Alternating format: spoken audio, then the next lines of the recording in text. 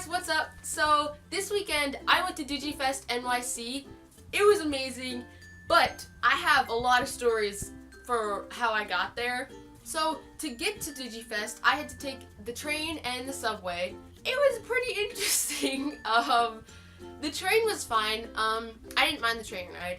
And then we had to, from Penn Station, we had to walk to the subway. And a few things happened along the way. So when we got off at Penn Station, it was amazing. I love New York City. I took a million bajillion pictures, and then we started walking towards Times Square because we had a couple hours to blow. When we were walking down to go to Times Square, first off, the people that I was going with, her mom recognized someone, so we stopped there for a while. And when we were there, my friends and I, we turned around, and these people were they weren't protesting, but they were speaking their voice about their love for Jesus, and they were into that, okay? And they were speaking a foreign language, so we didn't really understand what they were saying. But then they started walking down where we had to go, so we had to follow them. And they were literally screaming in a foreign language with microphones. They were screaming and walking down the street, and we had to follow them. And after a while, we followed them for about 5 blocks, and then we're like, no, we have to get past these people. So then while we were trying to run, I don't want to say away from them, but we kind of were. We were trying to get away from them. And while we were running, they were handing out those sheets like God is love and sheets like those. And I didn't want to take one because somebody else might want it, so I was like, oh no, thank you. And then the lady, she followed me, and then I started running because I wanted to get ahead of her. She started running with me. She was patting my back and speaking in a foreign language, so I don't even know what she said. And oh my god, it was probably one of the funniest but scariest things ever. She was running with me, patting my back, and she was like, it's like, I don't know what you're saying. So that happened. It was pretty interesting. Don't know what she told me. I'm hoping it was something nice, even though I declined her little pamphlet. Let's go with something nice. Hopefully she didn't curse me out, because yeah!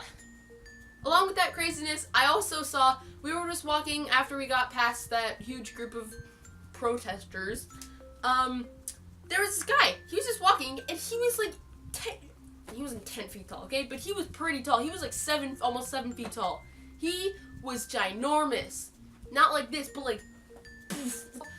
Once we finally made it to Times Square, okay, we went into the big H&M there, and outside there, outside H&M with all the chairs and stuff in the street, all the characters were lined up. And the day before, I was looking at Ricky Dillon's Snapchat story, and he was taking Snapchats with those characters, and I saw one of the ladies one of the characters, the Hello Kitty or Mickey Mouse, that he took a Snapchat with, and my friends and I started freaking out because we saw that, and then we were like, oh my god, Ricky Dillon was right here last night! And we had maybe a tiny panic attack in the middle of the street because Ricky Dillon had been there, and it was awesome. And then we explored H&M for a while. Then we had to go to the subway. It actually wasn't that bad, but there were some interesting people. There were some very flamboyant and different people down there. We were on the wrong side. We had to take the N train, the Subway 7. So first we were on the wrong side. So this guy with this really cool accent, he told us to go around the other side. So we made it over there, and he was yelling at us from the other side of the tracks, and he was like, stay there, you're good. But he had a really cool accent, but I can't do his accent, so we make it to Citi Field. I'm gonna make a whole entire video about what happened at Digifest, but that will be part 2, so this is part 1. But once it was over, we had to leave in the middle when Demi was performing, and it was so sad, but we had to leave early, and she came on. Okay, no, I'm not gonna go into that. Watch part 2 if you want to know what happened at Digifest. We got on the subway, and there's this guy. Okay, he had the look of like Jamaican almost, like he had like his dreadlocks and really cool tattoos and stuff. And then he was carrying this really weird instrument that had like, it looked like a bow and arrow, but then it had like a jug on it. So then he started playing it, and it was so cool. He used this like rock to like change the tune of it, and he was like hitting it with the stick, and it was actually really cool. And then they started talking about watches, and then our subway ride came to an end, and we exited the subway.